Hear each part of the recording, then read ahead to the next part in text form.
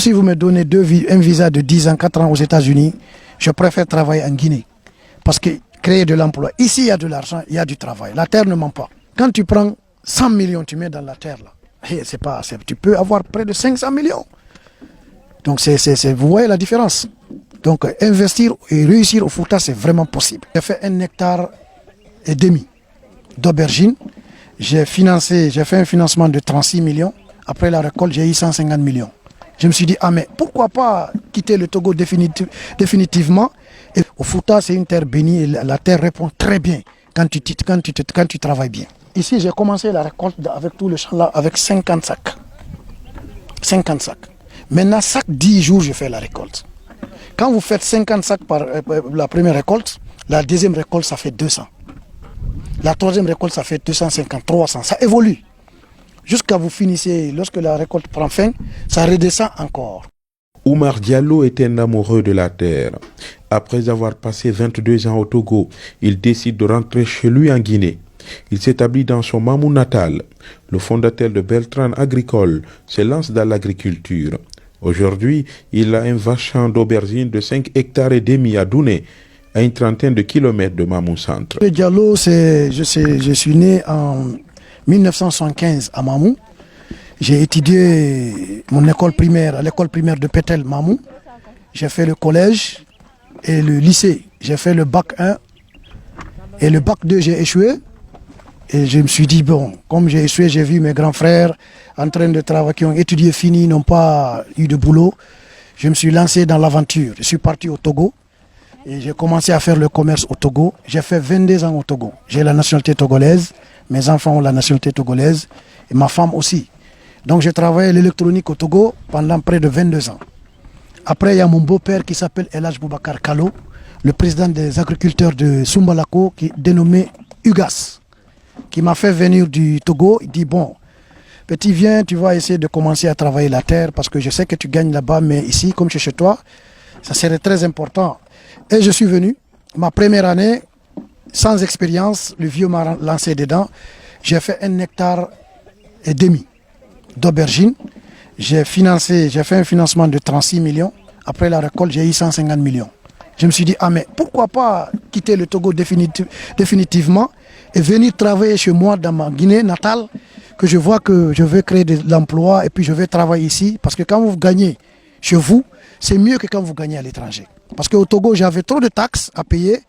Je pouvais gagner près de 10 millions de francs CFA par mois, mais à la fin, il ne me restait que 2 millions. Il faut payer les taxes, l'électricité, les impôts, c'était très cher. Mais ici, je travaille et je fais vivre mes compatriotes aussi. Si aujourd'hui on vous dit de repartir au Togo, vous donner un visa pour la Banane. Non, je ne peux pas. Même si vous me donnez un visa de 10 ans, 4 ans aux États-Unis, je préfère travailler en Guinée. Parce que créer de l'emploi, ici il y a de l'argent, il y a du travail. La terre ne ment pas. La terre ne ment pas. Donc les jeunes qui vont aller dans la mer, se tuer et autres choses là, je les conseille de venir. Et ceux qui sont assis à Conakry, pensant que rien ne marche au Fouta c'est une terre bénie et la terre répond très bien. Il a suivi quelques formations. Aujourd'hui, il consacre tout son temps à l'agriculture. Oumar Diallo Beltran nous explique comment fonctionne la culture d'aubergine. Commencer la pépinière. Maintenant, c'est 3 mois. Vous allez faire le binage, le butage, l'entretien pendant 3 mois. Le 4e mois, vous commencez la récolte. Par exemple, ici, j'ai commencé la récolte avec tout le champ là, avec 50 sacs. 50 sacs. Maintenant, chaque 10 jours, je fais la récolte. Quand vous faites 50 sacs par la première récolte, la deuxième récolte, ça fait 200. La troisième récolte, ça fait 250, 300. Ça évolue. Jusqu'à vous finissez, lorsque la récolte prend fin, ça redescend encore. La manière dont vous avez commencé à récolter, c'est comme ça que vous allez finir encore. Si vous avez commencé par 10 sacs, vous terminez toujours par 10 sacs. Si vous avez commencé par 50, vous évoluez chaque 10 jours et vous faites la récolte. Après 10 jours, vous avez encore le triple de ce que vous avez fait pour la première fois. Donc ça double, ça double. Vous voyez ici, ça c'est la floraison. Ça c'est la floraison. Bon, une fois que ça fleurit comme ça, dans 4 ou 5 jours, ça forme l'aubergine. Ouais. Ça c'est l'aubergine qui forme comme ça. Vous allez voir un arbre d'aubergine comme ça qui peut contenir 9, 10, 19 aubergines. Parce qu'actuellement, elles n'ont pas atteint la maturité d'abord, la vraie maturité. Lorsqu'il y aura plein ici, lorsqu'il y aura dans un mois ici, pas moins de 100 à 150 femmes qui vont venir faire la récolte. Actuellement, je prends 40, 50 comme c'est le début. Donc c'est ça. Comme je vois l'aubergine, Oui, c'est très joli. C'est bien arrosé. Et c'est des plantes, c'est des trucs qui sont sains. Vraiment. C'est apprécié au marché, quoi. C'est apprécié. Donc comment vous faites pour arroser ça? On a un système d'arrosage d'irrigation qui s'appelle l'irrigation à l'arrêt. Ça s'appelle à l'arrêt. Vous voyez ici par exemple, je vais vous montrer. Ça c'est le canal. Regardez là-bas, en haut là-bas. J'avais vu en haut là-bas. L'eau quitte déjà dans le tuyau sur la mer et sur le fleuve Bafing. Parce que c'est le fleuve Bafing qui nous aide à arroser ici. Maintenant ça suit le canal là.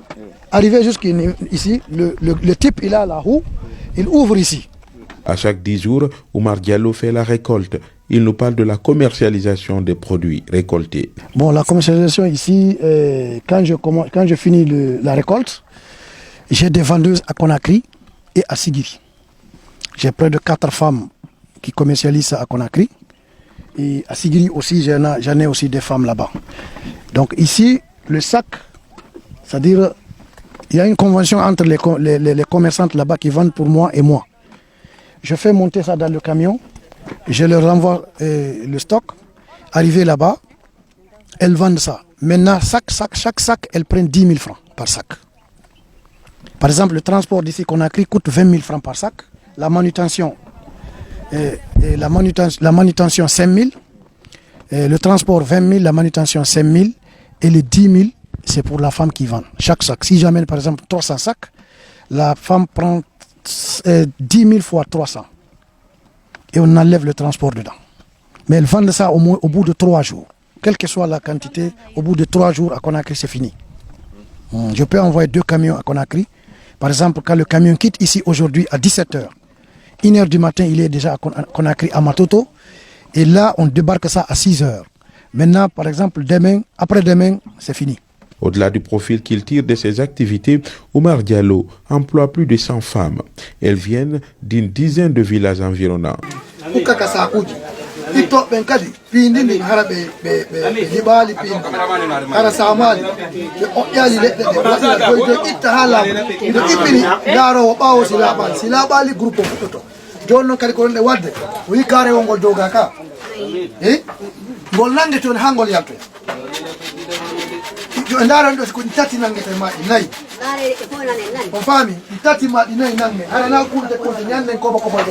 Elles font la récolte actuellement.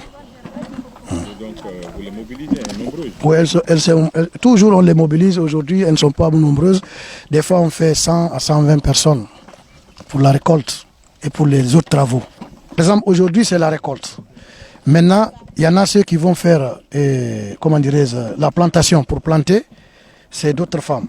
C'est elles-mêmes, mais il y a d'autres qui connaissent le travail, d'autres qui ne connaissent pas planter, d'autres ne connaissent que... Comment je vais dire ça? C'est-à-dire chaque femme avec son travail ici. D'autres c'est pour planter. D'autres c'est pour faire le binage. D'autres c'est pour faire le butage. D'autres c'est pour faire la récolte. Ça permet de gagner de gagner beaucoup même, parce que c'est à partir de là qu'elles arrivent à subvenir à leurs besoins. Cette femme fait partie de celles employées par Beltran Agricole. Elle tire profit.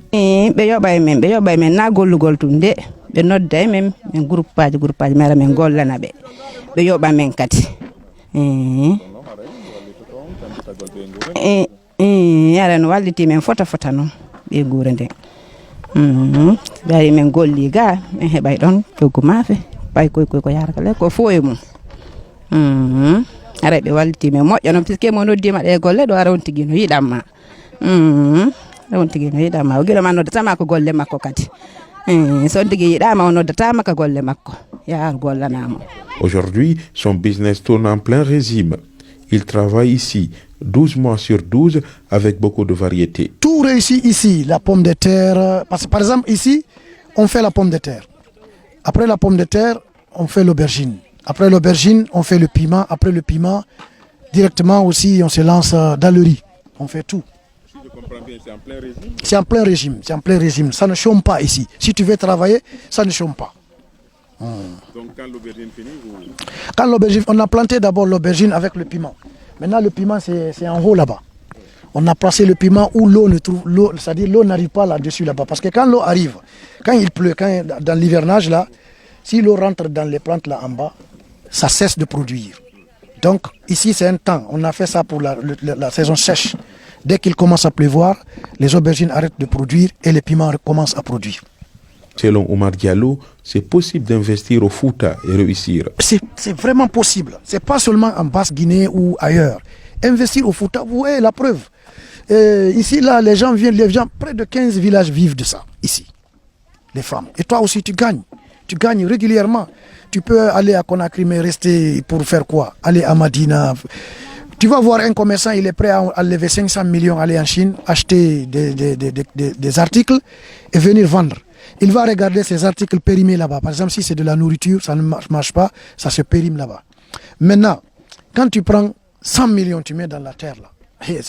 Tu peux avoir près de 500 millions. Donc, vous voyez la différence.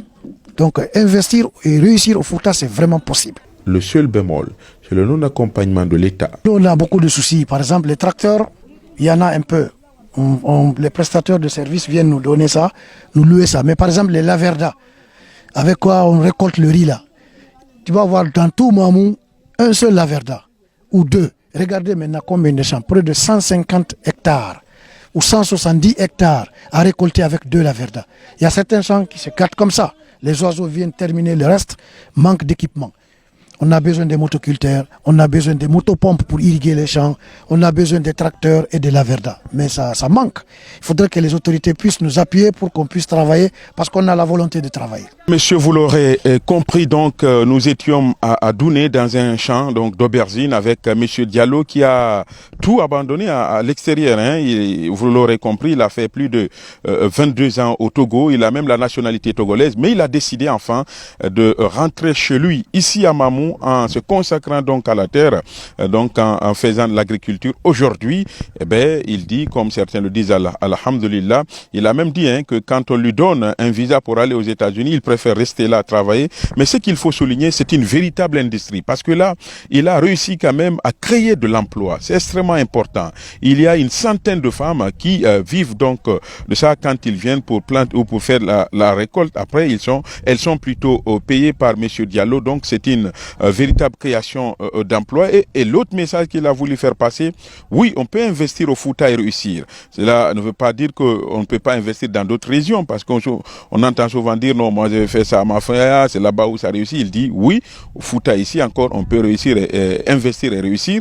Il nous a fait comprendre que ici, son business tourne en plein régime, parce qu'après l'aubergine, il plante le piment, après le piment, c'est le riz, la pomme de terre. Donc, il ne chôme pas.